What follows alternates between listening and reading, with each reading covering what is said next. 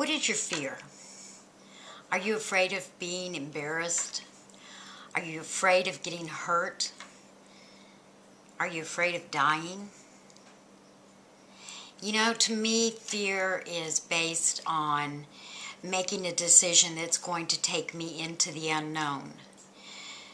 Because there is always a possibility that I could get hurt.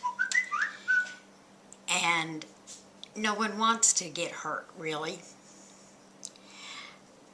And I mean, look at what happens in sales. We all really kind of have a fear of the word no. Now, what does the word no mean to us? No just says that in this particular situation, with this particular person, we're not going to get what we want. At least not this time. One of the biggest fears that almost all of us have is the fear of dying.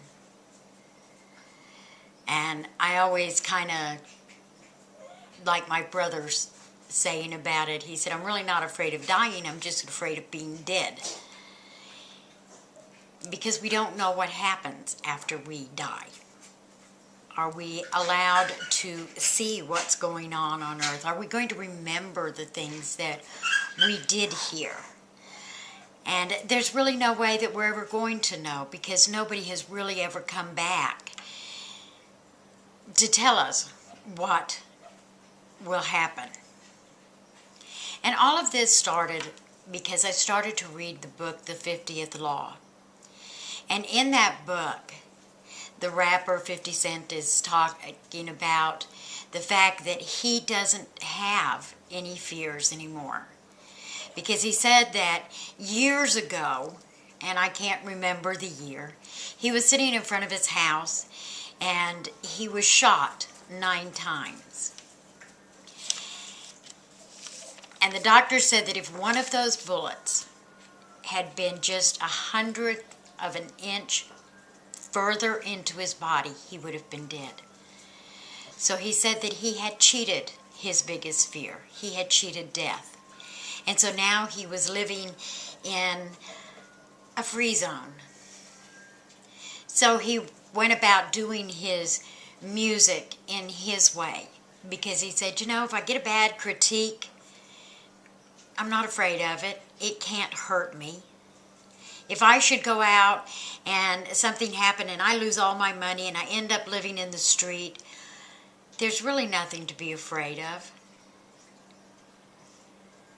But do we have to have a near-death experience to accept the fact that we are living in a fear-free zone in our life?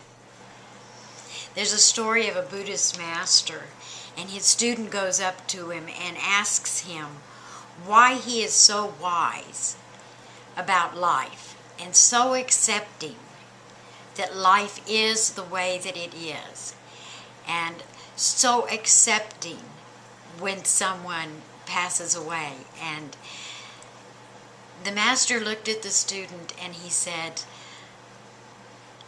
because my master told me it was so, and I believed him. So maybe it's the fact that we question things too much, and so we start to create our own fears. Now, every self-development person in the world will tell you to walk through your fears, and they will dissipate. So I'll leave you with one last story, and that came from Jack Canfield and one of his books. And he said, fear knocked on the door. I answered it. And there was nobody there. Leave your comments below, and we look forward to talking to you again tomorrow.